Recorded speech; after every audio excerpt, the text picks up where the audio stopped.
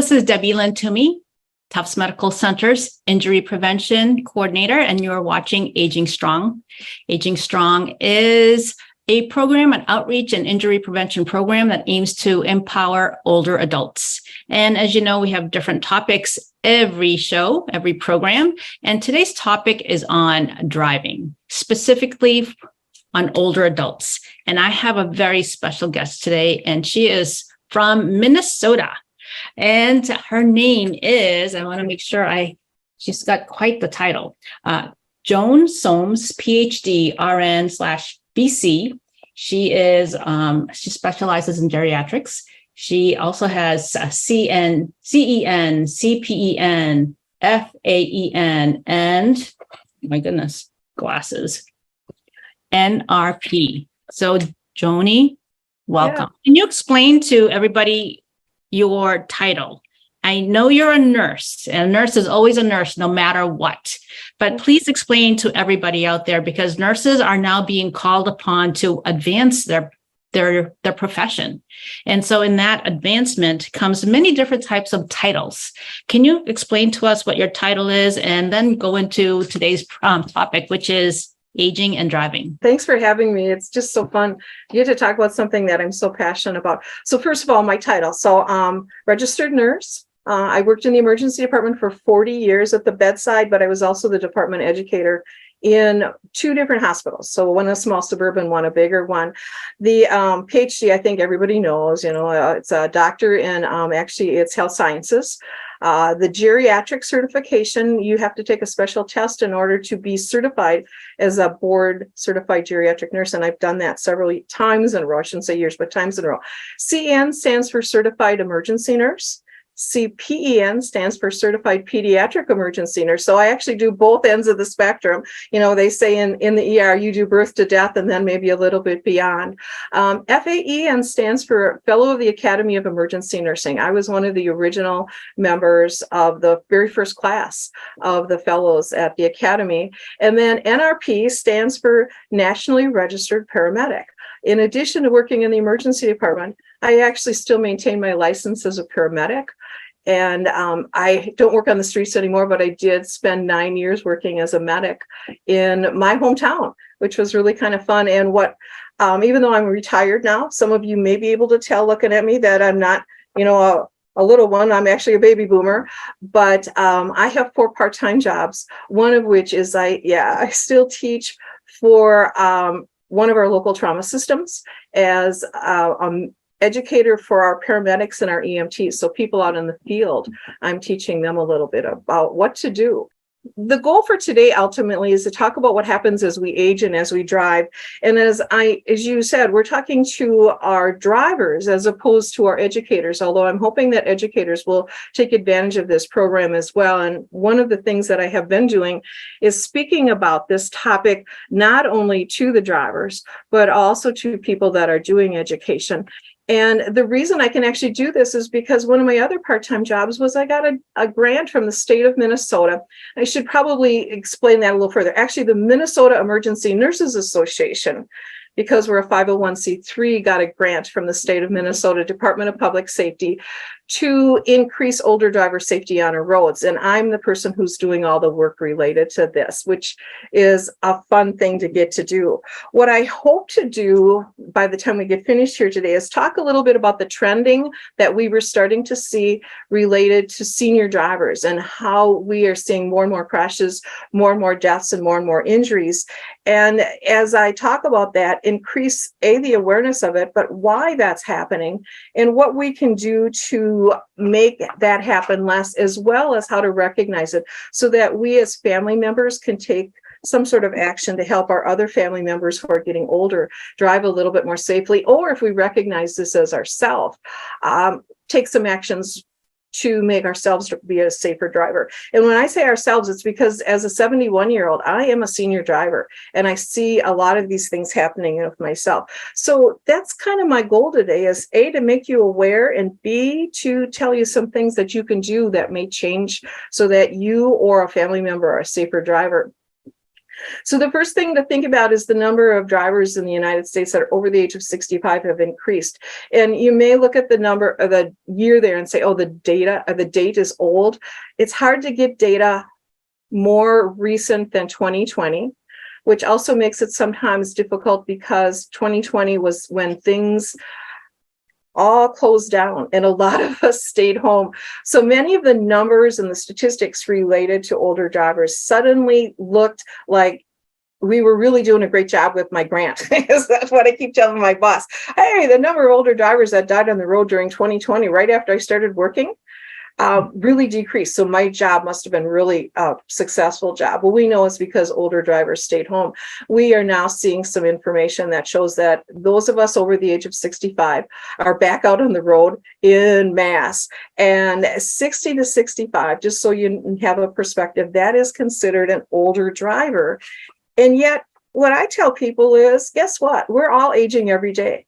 When I do this talk in front of a group of people, I say, how many of you are getting older every day? And they all sit for a second, go, oh, they put their hand up because they all realize they are all getting older every day. And the reality of it is, it's not just older drivers that have impaired or unsafe driving. And that's what I'm going to talk a little bit about.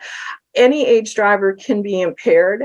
And many of the things that make older drivers unsafe or put us at risk of being unsafe can present in younger people. But the statistics are showing those of us over age 60 to 65 are at a higher risk. In fact, if you look at some of the data that's out there, and I won't bore you with a lot of statistics, folks, just know that in 2008, teenagers and young adults were doing way more dying out on the roads. And when you got to about 2019, all of a sudden, a very scary trend was being noticed that if you started looking at those at age 75 to 80 to 85, and even those above 60, suddenly our numbers were out. We were being killed on the road more than the teenagers.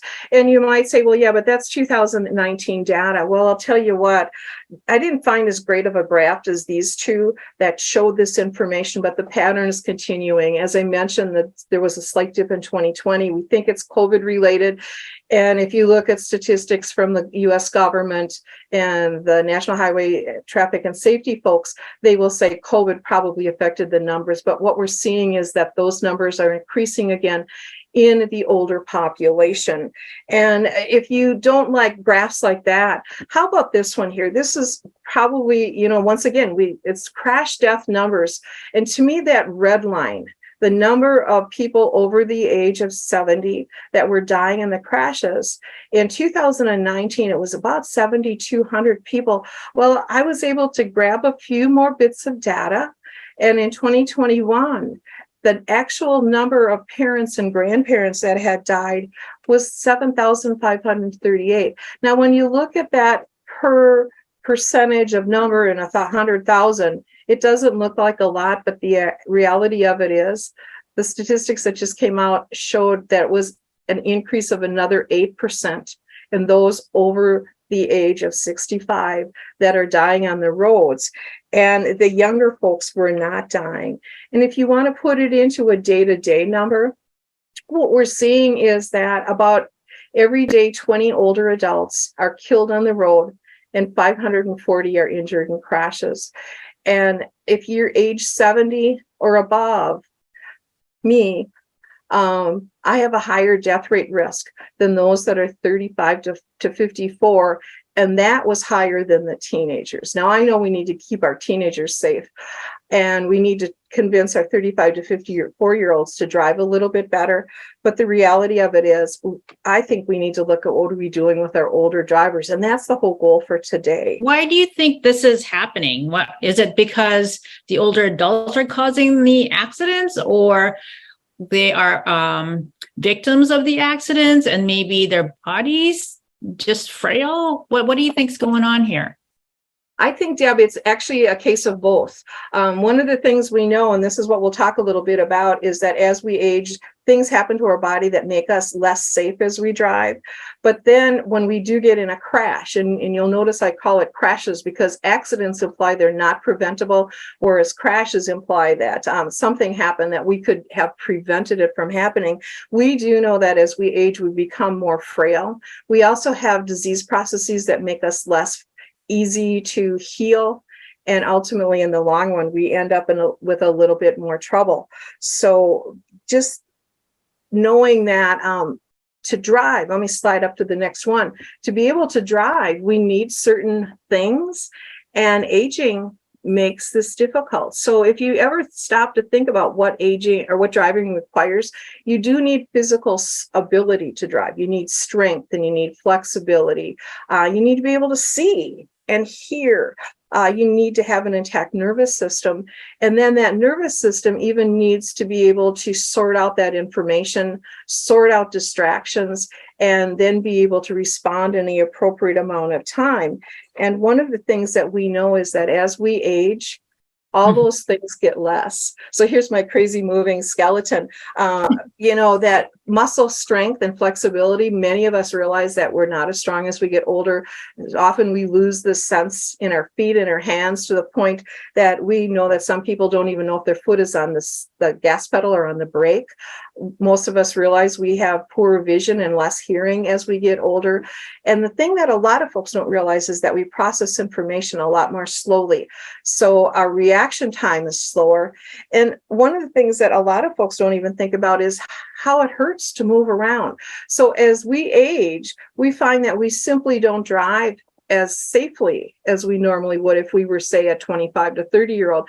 The interesting balance is the 25 and 30-year-old, they have good reflexes and good sensory information, but they have poor thinking process. Those of us who are older actually, in fact, have a lot of experience with driving, but we're slower when we process all of the information. So I don't know where the sweet spot is, who's the best driver. Between those two ends, it's really tough. The other interesting thing that we have found through the years is that as we age, our cognitive ability to process information, and that's all of the sights, the sounds, the sensations, as well as what's going on, the situation, starts to slow down. Cognitive ability is what they call this. And if you go in to see your doctor, they will do the cognitive test to see if you can remember those three things. And just as a sidelight, I couldn't remember all three things the last time I went in to see my doctor. And she said, I don't think you're cognitively impaired, but you didn't pass the test, just saying. And one of the things we know is cognition slows at various ages for various people. So most 65 to 74-year-olds are totally cognitively intact, but we're slowing down a little bit. We know it takes us a little longer. We remember that we forgot where the glasses, we put them the last time we had them. By age 75, we actually are even more slow when we process information. And by age 85, about half of the people out there are actually having cognitive problems, maybe to the point that it's affecting their driving. Now, COVID has added an interesting dimension to this simply because we're finding a lot of people with brain fog that are a lot younger. And we think this may actually start to impact how younger folks are driving. And one of the things to be aware of is there an impairment in your processing ability, or your friend or your family member's processing ability? Is this affecting the way that they're driving? And that's kind of one of the things that I'm going to talk a little bit about. Some signs that we're having cognitive impairment. And remember, some people we totally cognitively impact until they're 101 or 104. Or 110. And some of us cognitively, we're in trouble even when we're like 25, I think sometimes. But some of the signs that someone is cognitively stressed is like if they freeze, all of a sudden they have a problem and they just freeze because their brain goes into lockup because they can't process the information, or they are getting lost. One of the common stories I hear is my aunt or my uncle or my parent got lost when they were out driving. Often if you confront them with asking them about their driving ability or anything as far as processing information, they get confused, anxious, even angry if you ask them about it. Well, are you sure you really should do this? You may see them searching for words or having trouble remembering names. That's the big one that I have right now, is I can't remember anybody's name. I tell people I wear a name tag for a reason. It's to know who I am. But it's even like losing things. I have a lot of law enforcement friends now because of what I'm doing with this process with the older drivers, and they say they have had multiple older adults report their car stolen, and the reality of it is they just didn't remember where they parked it, and it was found somewhere else and it wasn't stolen, or they're in the wrong place at the wrong time. And the newest one that I still haven't got a real good handle on, and I don't think anybody does, is the vehicle technology that's out there. We're finding that sometimes that becomes a distraction for the older driver. And they either A, often give up the keys, or B, it ends up messing with what they're doing. And if we get cognitively impaired enough, there's really mild cognitive impairment and there's severe cognitive impairment, but there's some severely impaired people out there that can't even handle the vehicle correctly. And what we've learned is many people drive with muscle memory. They go out, they get in the car, they put the key in the ignition, they start the vehicle up, they remember how to put it in park because their muscles know how to do that. They can actually back out of their driveway and get onto the road, and they're driving perfectly fine. And then they run into road construction, or they run into a situation where things are not just routine, and suddenly they can no longer compensate. And what you'll find is a lot of people with cognitive impairment do know how to hide and compensate for all these changes in daily life. The person, we joke about the person with the sticky notes everywhere, but guess what? That's one of the ways for them to compensate with what's going on.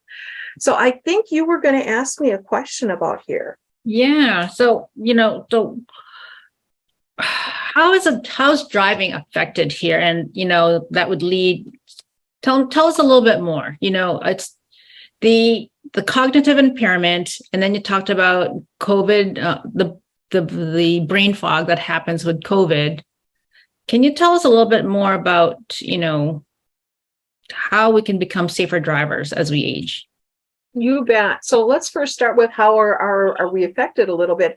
And the first one is just to think about when we're out driving, what are some of the things that we see?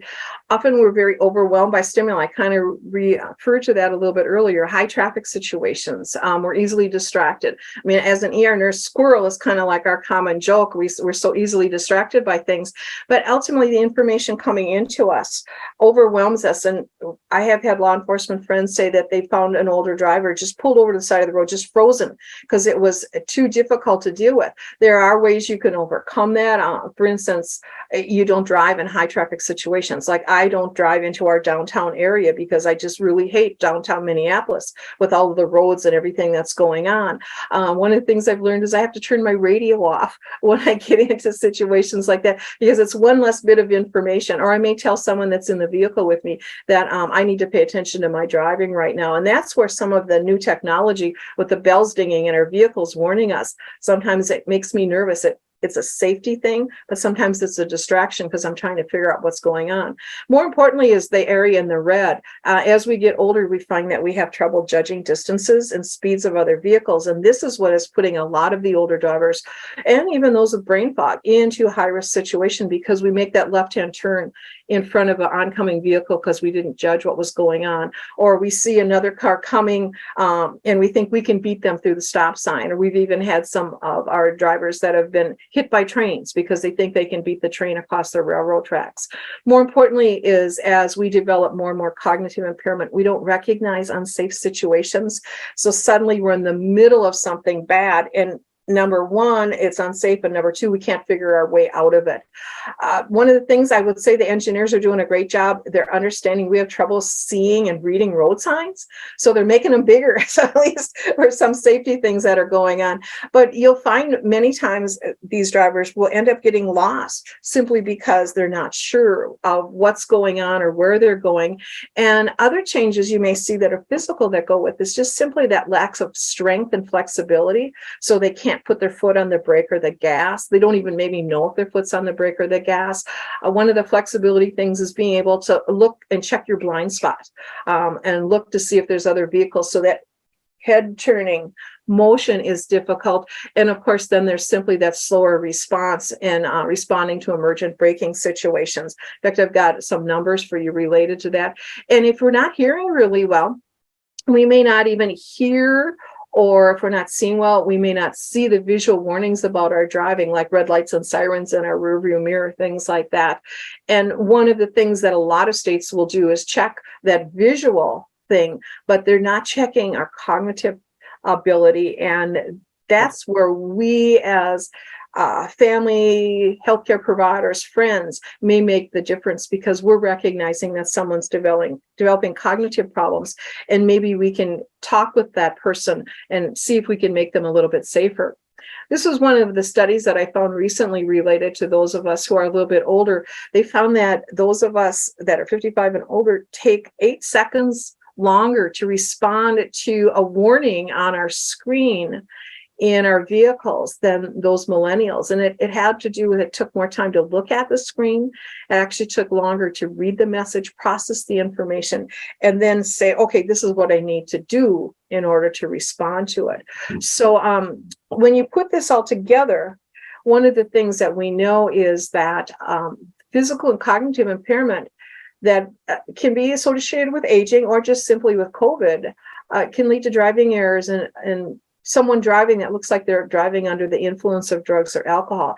And this is why initially when I did the project, I reached out to law enforcement so that they recognized when they pulled someone over who was driving poorly to also assess for this cognitive impairment. And the really fun thing is that throughout my state now, our law enforcement is aware to do the test that I'm going to show and share with you in just a little bit, and recognize that if someone is driving this way, they need to get them to safety, and then have them screened to see if there's further things that need to be done. And in addition, they may also be under the influence of drugs or alcohol, which is really kind of a scary thing. So ultimately, kind of my goal is to talk about some of the things that we can do to make ourselves safer when we're out there, and to recognize who may be at risk. So, So Joni, are there other things that affect how older adults drive? What other things are there? Oh, that's another great question. The reality of it is all those things that I just told you was normal aging. Then let's add on the disease processes that can happen as we age. So think about Alzheimer's and dementia, and that's probably the one that pops into everybody's brain when I talk about cognitive impairment. But people who are having strokes may have had some cognitive impairment, or they may have some physical changes. Patients who have diabetes not only can have physical changes like they can't feel, or they can't, they don't know where their foot is, but sometimes they may have a drop in blood sugar while they're driving. Arthritis is a pain type thing, and it makes it hard to hang onto the steering wheel. Are there things we can do to make it so it's less painful? Parkinson's disease has a whole combination of dementia and weakness type things. And you may wonder why heart and lung disease is on there, but the reality of it is, if someone has a heart attack while they're driving, we're at a higher risk when we're older of that.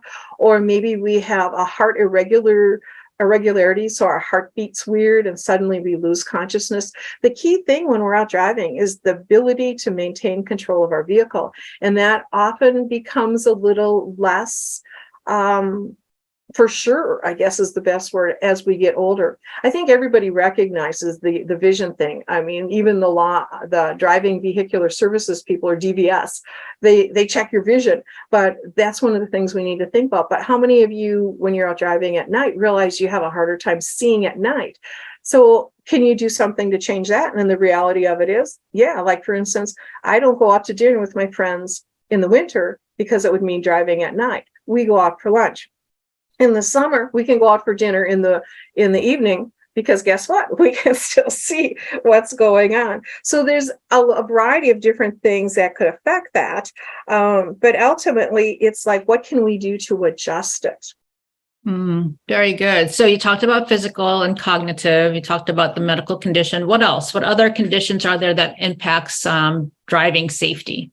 Well, how about our meds? Think of all of the different medications that we're taking. So some of us are taking pain medications that can affect our alertness. Some people take sleeping medications, medications for seizures or muscle relaxers, medicines for nausea. All of those can make you drowsy. And those are just the prescription ones. Let's go to the over-the-counter. What over-the-counter meds can make you sleepy or drowsy? And remember, as we get older, we don't process these medications and eliminate them as quickly. So we may be sleepier longer than maybe a younger person taking that medication. Eye drops can affect not only your vision, and make it blurry when you put them in, but it also can sometimes cause your blood pressure to change or your heart rate to change. And that's why blood pressure and heart medications are listed here as well, because once again, it's back to controlling that vehicle and making sure that we are alert enough all the time and we haven't lost our blood pressure, lost our heart rate, and that we're keeping enough blood going to our brain to stay alert in what's going on. So I usually tell folks any medication that can cause me to be drowsy or have blurred vision or feel dizzy or really relaxed. And not only our prescription meds, but our over-the-counter medications. And then we could throw herbals in there. And we could go into a whole hour-long talk about marijuana and cannabis and how is it affecting our older drivers out there, knowing that we process that a little bit more slowly. And if it's a oral, like a marijuana candy or something, they take longer to even kick in. And often we find some folks will eat an extra one and an extra one because it's not working as quickly as they anticipate. And then they get really, really drowsy, but it's 45 minutes later and they think, well, it's safe for me to drive because I'm alert. So our medications are one of the other big things to think about. And the more we're on, the higher we are at a risk of causing problems with our driving. Yeah, it's definitely. Wow. All right. So, so you talked about medications, physical health, cognitive health, and health conditions. What type of behaviors are typically seen in unsafe driving? Something that, something for us to keep an eye on. What are some clues out there, huh? That's a great question, because this is what will get you pulled over by law enforcement, to tell you the honest truth. If you're doing some of the things like this, driving on the wrong side of the road, and you might think, oh, I would never do that. Well, we've got lots and lots of examples of drivers that are cognitively impaired. They can be drunk. They can be high on drugs, but just cognitively impaired drivers will weave and they kiss the curb, as we call it. They may be driving on the wrong side of the road.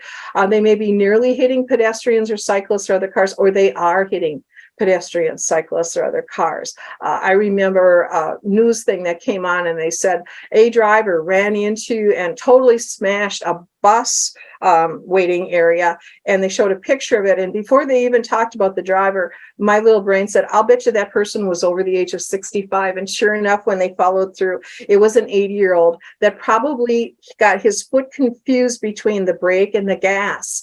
And the reason I knew that was because not only did the person hit it the first time, but they actually backed up and hit it again the second time. And it's like, oh, so fortunately nobody was killed or hurt that time, but it does happen, and it goes back to who's causing the accidents. The bigger thing we're finding is that difficulty making left-hand turns, getting into the correct lane when turning, that failing to yield to oncoming traffic, especially when they're making that left-hand turn or they're going through an intersection. Law enforcement tells me they often see the person stop way too early before the stop sign, or they go through the stop sign, or they stop in the next corner.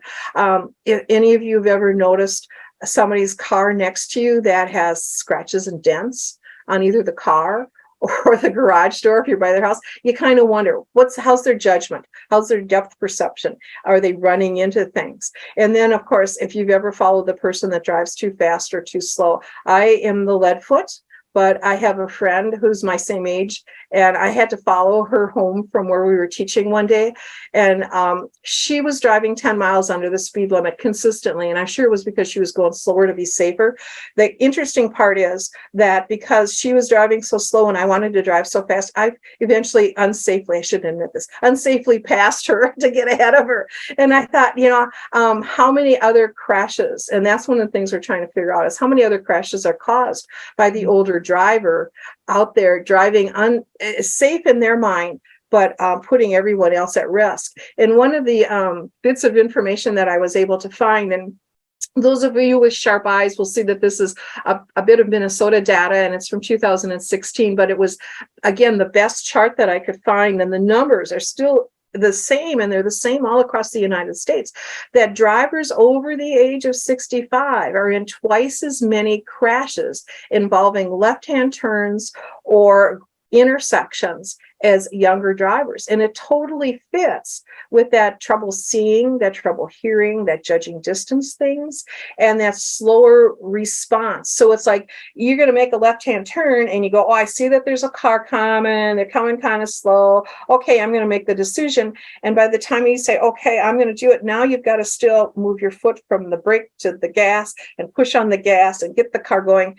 And unfortunately, that has taken twice as long and puts you in front of the other vehicle. So a lot of our older drivers often are involved in what we call T-bone accidents, or someone hits the side of the vehicle. And interestingly enough, our safety things, our airbags and our seatbelts don't protect us as nearly as well with the side to side movement as it does with the front to back movement. So it ultimately ends up leading us to being in more crashes and being more injured. So, there in this day and age, the car manufacturers are adding more and more safety features for cars, right? So are you finding that they are actually very helpful, or they're not as safe as they are made out to be? I think the jury is out. Ultimately, I think that in the long run, we should use them. So I think the first thing I'll say is we need to follow the rules of the road. We need to wear our seatbelts. We need to buy vehicles that have the airbags and things like that, because they do provide us with protection in the normal type of crashes. The good news is, as this group of baby boomers is getting older and this problem is becoming more and more aware, you're finding more and more car manufacturers are going, oh, yeah. And our older drivers, we need to protect them better. So I think we're going to see more things that will protect us. I shouldn't say more better, because that's wrong English, but we'll see more protective type things. And some of the distracting things may be diminished a little bit, because that's one of the questions that keeps being asked of the car manufacturers. It seems like some of those whistles and bells are distracting. What can we do to make them a little bit safer? In the long run, I think our older drivers, as I said, are safe. In the past, we tended to drive less miles, but I think we're driving more and more miles as the baby boomer generation keeps moving up into the 60s and the 70s and the 80-year-olds. We don't sit at home, I'm noticing. So I think we're going to continue to see these numbers go up. And we may have more near misses unless we all work together to see if we can make our older drivers a little bit safer. One of the things that I'll talk a little bit more about in just a little bit is making sure you fit in your car correctly. We'll talk about car fit. But in the meantime, let's just talk a little bit about frailty. Mm-hmm. So why are those older drivers getting into trouble? Well, we are physiologically not able to tolerate these crashes nearly as well. We don't recover from the crashes as well. And often the sad news is we end up having complications, and we die not right at the car crash, but later on. And we die from things like head injuries and chest injuries, pneumonias. And we die from like blood clots and things like that. And that's not to scare you from driving, but it is to make sure that you do things to make yourself safer. And that's going to be the second half of what we're talking about is how can we be safer? Now, the interesting news that I found over the studying that I've done with Related, that is a lot of us at about age 75 actually realize that we're not safe. And if we can plan towards that retirement from driving, what can I do to be a safer driver while I continue to drive? But then how do I retire from driving? Do I have a way to get to where I need to? Can I learn things? Can I do things that keep me safer while I'm out there? Like accounting for my vision that's not as well, or my strength that's not as good, or my thinking that isn't as well. So ultimately, in the long run, I think that if we accept that we're aging, and we do things to make ourselves safer as we age, in the long run, we will do a little bit better. So, and then we also have to recognize that some people can't stop driving because they are the driver for the family. There are some that just won't, and there's some that just don't because nobody takes that step. And that's part of the thing that I like to teach with others. If you know someone who's an unsafe driver, you may need to be the person that takes that step after watching for some of the clues that we've been telling you about that indicate someone's an unsafe driver. So here's some things just to think about. This is a slide I snuck in on you here, Deb, but we'll talk about these, and we'll have these again at the end. So don't worry if you're going, oh, I can't write that fast. But truly think about planning ahead, doing a self-reflection. You can see the guy looking in the mirror. Is it safe for me to drive right now? Do some things that your muscles are stronger. Make sure that you limit the number of distractions, as you can see by the cell phone being turned off. Making sure that you have correctly adjusted your steering wheel, your seatbelt, your mirrors, you wear your seatbelt and you wear it appropriately. And that if you have taken medications or drank alcohol, you may want to think about, should I not be driving right now? Because could I be unsafe when I do that? So, wow, I love that, all that 7. But what if somebody says to themselves, yes, yes, yes, yes, I answered yes to all the above. I'm ready. Give me the keys. So how, yeah, I'm with you. how do we know that How do you know? if the person is unsafe, what other measures can be given that's kind of neutral, so that the family member is not the one saying you're unsafe, but rather somebody else more professional? Oh, there you go. Well, and you know what?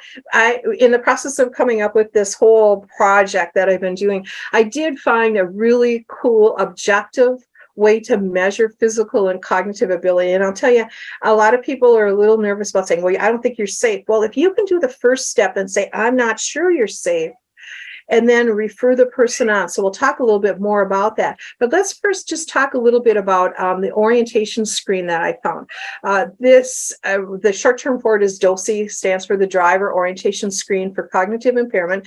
And if you were to Google DOSI, you would find that it was originally developed by the California Department of Transportation, as well as the University of California, San Diego. And what it is used for is to determine if someone is too cognitively impaired to safely drive. Well, when I ran across this, I really liked it, but it didn't really fit with what my law enforcement buddies in Minnesota thought we should do. So I contacted them and I said, can I just adjust this a little bit?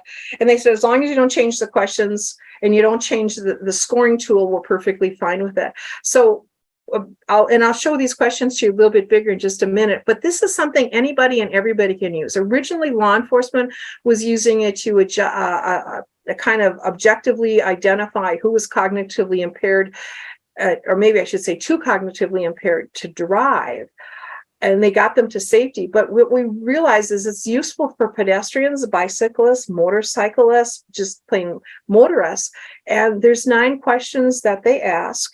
And if the person is unable to answer the questions correctly, we can identify what we should do with that particular person. So let me make the questions a little bit bigger, because you might think, well, how hard were the questions? And the questions are simply, could that person tell you their date of birth, where they were currently living, what state they were in right now, what city and town they were in right now, kind of what time it is? I have to chuckle because it's look at your watch, and a lot of people go, I don't look at my watch, I look at my cell phone now, so they may have to adjust that a little bit. The day of the week and the date. Now, I looked at those questions and thought, shoot, I'm in trouble. I'm a retired person. I don't really care what the date is. I know what day it is because I know which TV channel I need to be watching on in the evening or something like that. But the reality of it is, people who are seriously cognitively impaired cannot answer all of these questions. The part that made this useful is that there was the scoring part. So the good news for me is, even though I don't know the date, as long as I can answer all the rest of the questions correctly, I'm still cognitively impaired, cognitively intact enough, I can drive. So if a law enforcement person saw me driving badly and pulled me over, and he made sure I wasn't having a medical problem, or I wasn't drunk or something, and I answered all the questions correctly, he would probably say, you got to drive more safely from now on, and then let me go. But if I got to the point that I really was only getting 3 or 4 of the answers wrong, and what's that make, 7 to 6 of them right, I'm confused enough that I probably am not processing traffic information well enough. And if I'm behind the wheel, I may not be safe.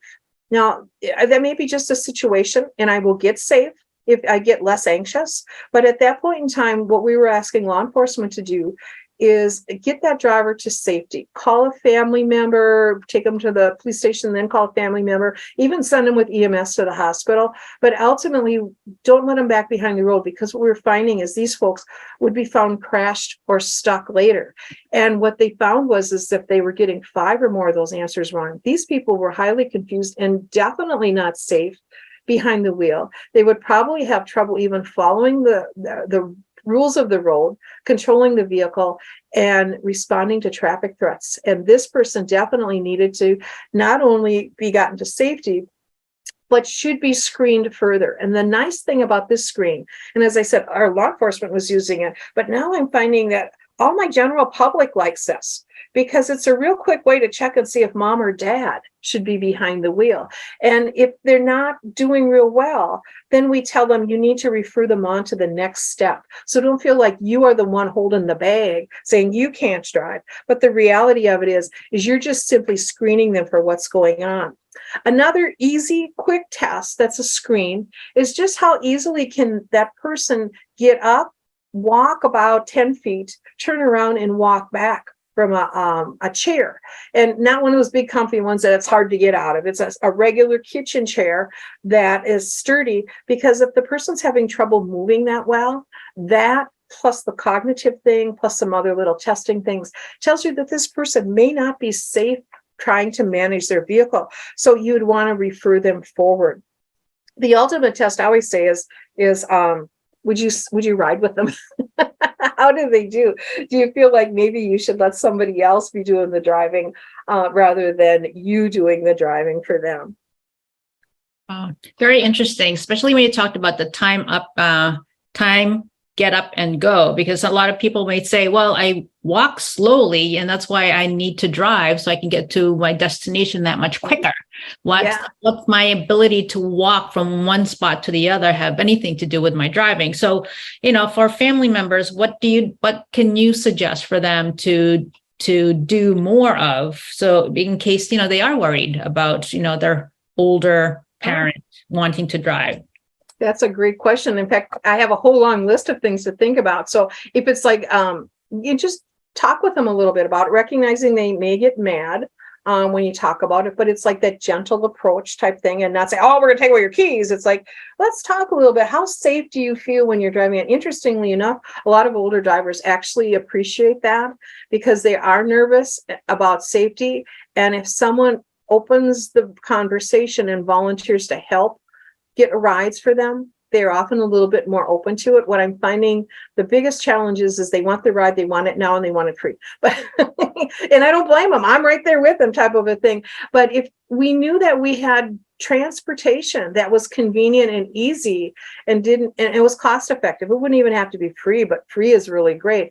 Those are some things to think about if you're working on a community thing, or if as a family member you've got someone you're worried about. Can you arrange to make it so that they don't have to drive?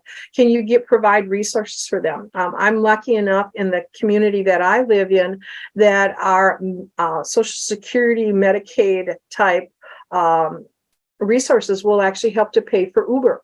So all they have to do is make arrangements for Uber rides. Now, of course, you have to figure out how to do that. And that's where a family member may be able to helpful for that. So helping arrange for rides is a really big thing. The other thing I would think about is requesting a referral. And I realize it says DRS OT and you're going, oh my goodness, what is that? Driving resource specialists and occupational therapists are an awesome resource to do a better job of evaluating that older driver or that younger driver. They can say, yes, they're still safe to drive. Maybe we should try some things, or no, they're really not safe to drive. The other thing sometimes we forget to do is if you have a medical condition, I'll just throw this in, is that for a while, maybe you're not allowed to drive, but they can also clear you to go back to driving. But the key thing that I think about is providing options. The last resort is reporting the driver to, and in our state, it's the Driving Vehicular Services Group. Every state has someone who controls licenses. And if you've got someone you're worried about, you can actually submit a form that will let the DVS people know that you're worried about a driver. And they can actually, based on that description, have that driver come in and be evaluated. Now, I kind of went through the information that's on this slide here related to the driving resource specialist as well as the occupational therapist. This is a group of people that specialize in making sure you have a safe driver out there. They can actually check physical skills, cognitive skills. Some of them can actually get the person behind the wheel and check their driving skills. They can recommend devices that can make the person a safer driver, such as, for instance, maybe if they're too low in the seat, a booster that will get them higher. Or believe it or not, they're putting knobs back on steering wheels because they're easier to hang onto a knob than a wheel. They can talk about different things that maybe better times to drive versus not drive. They can make recommendations. And then they can let the driving vehicular services folks know if they feel that this person should be safe or not. The interesting thing is that these do cost money, but often it's covered by insurance, depending upon the insurance plan you have. So don't, if someone says, let's try a DRS or an occupational therapist to see how your driving skills are, don't automatically go, oh, nope, nope, nope, nope. Because these are a really great resource, not only for the driver, but for the family members. Here's just some examples of some of the assisting things or limiting things. I shouldn't say limiting, making you safer things that we found on the back of driver's licenses. Like, for instance, nobody feels bad when they say you need to wear glasses, but that's a common one. Daytime driving only is another one we find, or driving no faster than 45 miles an hour. That doesn't mean you go on a highway at 45 miles an hour. That means you stay on a road where the speed limit is 45 miles an hour or less. But there's special mirrors, there's special adaptive equipment that are out there. And these would be great ways to make an older driver safer. The other thing that's available out there is a program called CarFit.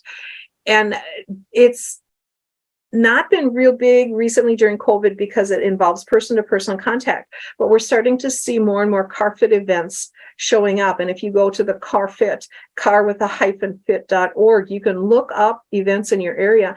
And what the technician, and there's a picture of me at one of my CarFit events, we go through a checklist to make sure that you wear your seatbelt right, that your seat's at the right height, that your head restraint is at the right height, that you're actually looking over the steering wheel.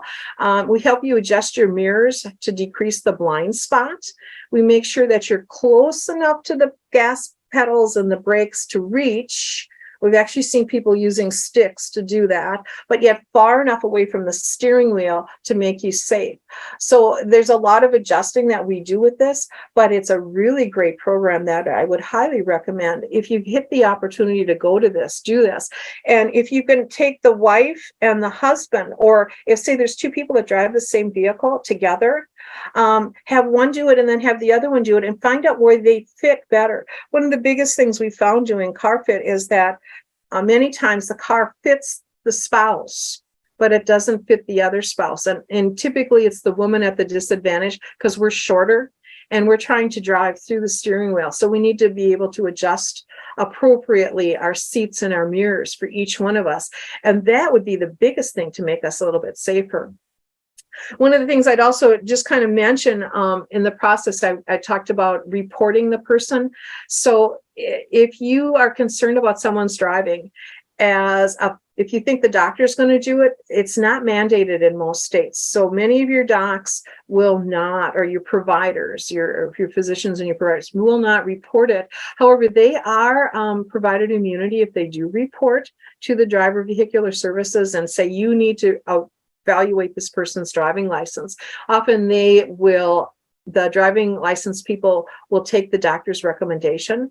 As a healthcare provider, I can report it. I'm not protected from liability. So you often find the balance of ethics and patient privacy with patient safety. And it's a tough one to decide who should report versus not. So if you try to count on your local nurse to do it, or your local doc to do it, they may or may not do it. What I will tell you is in most states, a family member can submit a request to have that driver reevaluated, and their name is kept confidential. And so if you need somebody in your back pocket to help you turn in someone, you hate to say turn them in, but have that person reevaluated for the driving safety, you've got that option to go to your driving vehicular services people. They're the ones who give you your driver's license.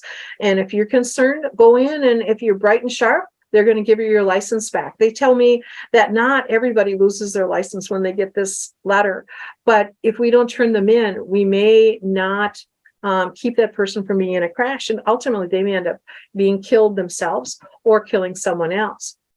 So as I've been doing my project, the thing that I've really been talking about is educating about changes with aging, the signs. We've talked about this. I told you some of the ways to improve skills and to get help, but we'll talk about that a little bit more at the end here. But ultimately, it's not a case of no driving. We really want to look at safe driving. And one of the things you're finding in many of the states is that the EMS people, so the ambulance people, the law enforcement people, the road engineering people, the educating people, and all of us are really working to make everyone safer. As I did mention that request for examination of driver form, I just kind of thought I'd throw one last slide in with that. Remember, you don't automatically lose your license just because someone submits this. If you can go in and show that you are cognitively intact and physically able to control a vehicle, you're going to keep your license. It's the person who truly cannot control their vehicle. The picture, the one there is the one from Minnesota, but every single state in the nation has a request for examination of driver, different names and things like that. So keep that as a back pocket thing if you're worried. And if you're the driver that gets submitted, no, it's not an automatic loss of license. Interestingly enough, that was what a lot of law enforcement thought, was if they submitted this, the person lost their license. And they reassure me at DVS that's not the case. I wanted to put in one slide that just showed a lot of different resources, and this is certainly something that we can share with you, but there's tons of resources out there. Probably the easiest one to get to is if you just Googled NHTSA and an older driver, tons of things. So if you're looking for help for an older driver, or if you're an older driver that wants to assess yourself, you can go into the NHTSA website, AARP, AAA, the National Safety Council, which is the one in the green over on the left-hand side. You can even go to our Minnesota Emergency Nurses Association website. We have a whole page called Driving Safety there that people can access. The key things that I want to think about as we're wrapping up here really quickly, driving is not an all or none thing. It's truly a balance of independence versus safety.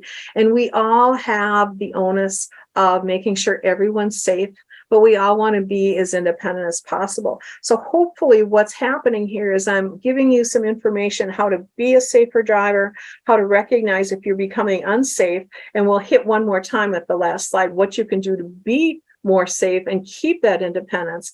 But keep in mind that sometimes we just need to think about what can we do to make the rest of the world out there safe if we're on the road with them. Again, remember, we need awareness, and it's those changes in vision and hearing and reaction time. It's our changes in strength and our ability to feel, think, and process information that makes us safe versus unsafe. And if we use our resources and tools, we can be safe. That screening tool with DOSI or the timed up and walk tool are two good ways that we can kind of guess to see if some of our family members maybe need to be having the talk, as it were. And then recognizing that if a senior decides that maybe they should be retiring or limiting their driving, they need support. And that's the key thing. If you can support that person in the decision, it makes it a whole lot easier. And as I promised, I want to do, there, it's one step at a time to make everybody safer out there. That elephant just had many bites. When I first started, it was one bite, and now it's many bites. But here's those 7 things to think about when you're out driving, to me, of them all, to make me a safer driver, to make you a safer driver. Think about planning ahead. What is it going to be like? Is it safe for me to drive, or should I maybe give it to someone else? Maybe it's just a right now situation, but other times. Exercise, have strong muscles, better reaction time. Exercise your thinking muscles too, so that you've got a sharp brain. Limit your distractions, make sure you fit in your car correctly, wear your seatbelt, and then just ask, will my medications or alcohol affect my driving? And if they are, you don't want to be driving. So with that, I think you want me to stop sharing, is that right? Yeah, just so we can have more of a conversation. So, we have Almost 4 minutes left, and I learned so much from you, Joni. So, as far as driving goes, the there's one day I was taking my mom to her doctor's appointment, and we were on the highway, and there was a car ahead of us, and the blinker looked like they wanted to take a right, and we were behind them for at least 5 miles on the highway. And my mother, was saying, "Oh, they want to move to the right lane." I said, "It looks like maybe they forgot, or maybe they're lost, or." And I'm thinking to myself, maybe they're older adult drivers. And so, they had many opportunities to take the right lane. And eventually they went to the left lane, even though the blinker was to the right. And I was able to pass them eventually because of the traffic flow. And I looked over, and sure enough, it was an older adult driver, and she was sitting and driving, short, and she could barely see ahead.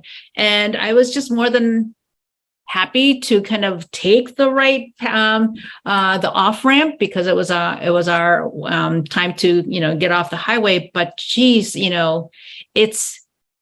if I didn't know what to be looking out for, as far as like looking for signs of somebody who may be lost, or maybe potentially an older adult driver, not to stereotype, it's scary. People are driving faster. They're more distracted. They're angry drivers. There's just so many different factors out there. And then to put in the mix the older adult drivers, it just makes the driver themselves, I don't know, not nervous. Scared.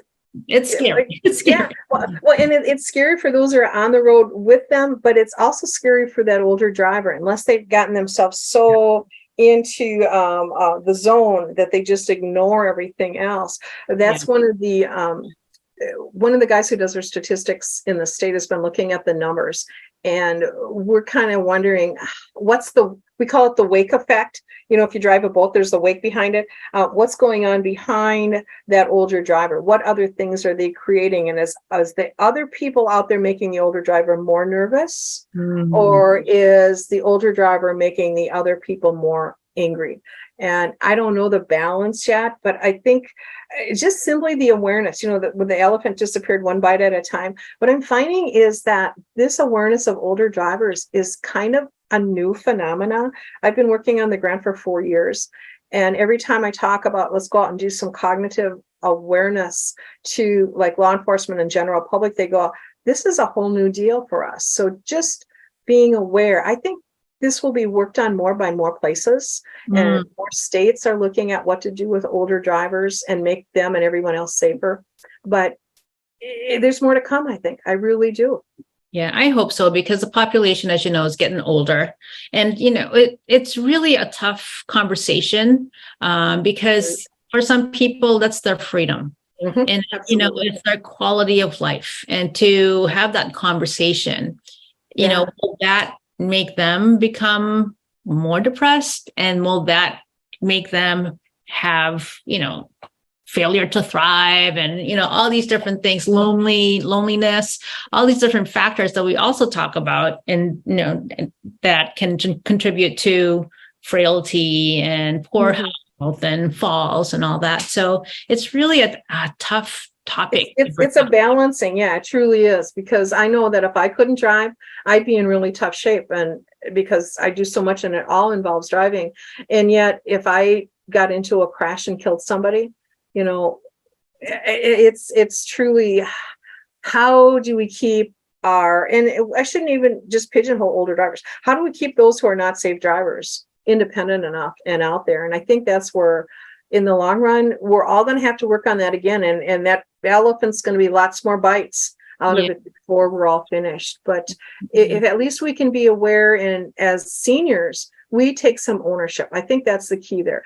We can take ownership to be safer when we're out there, do things that keep us from putting others as well as ourselves at risk, and make ourselves be stronger drivers. We can maintain our independence. And as we retire from driving, recognize that we need to come up with plan B. We all had plan B for retiring from working. So now, how do we have plan B for retiring from driving? What can we do and come up with? And with automotive cars coming, or automatic cars, who knows? It may be easy in the future. I don't know. We'll see. I love it. So I think it's a great way to end the program because I can't believe the hour flew by. But having a plan B, if you're going to be retiring from work, from your career, have a plan B, know what to do. And also when you're retiring your keys, no longer driving, what other ways can you use to get around from point A to point B? I love it. It's simple. I mean, that makes sense to me, but I love how you put that. So thank you so much. You're welcome. So Joni, I really appreciate your time. And I know you're a busy woman, a retired woman who has 4 jobs. Oh my gosh, you are inspiring. So thank you so much. And I want to thank the Quincy Health Department for sponsoring the Aging Strong program. And I wish you all a great day and drive carefully out there. Right, Joni? Right. Thanks so much for having me. Have a great day. Thank you. You too. Bye-bye. Bye.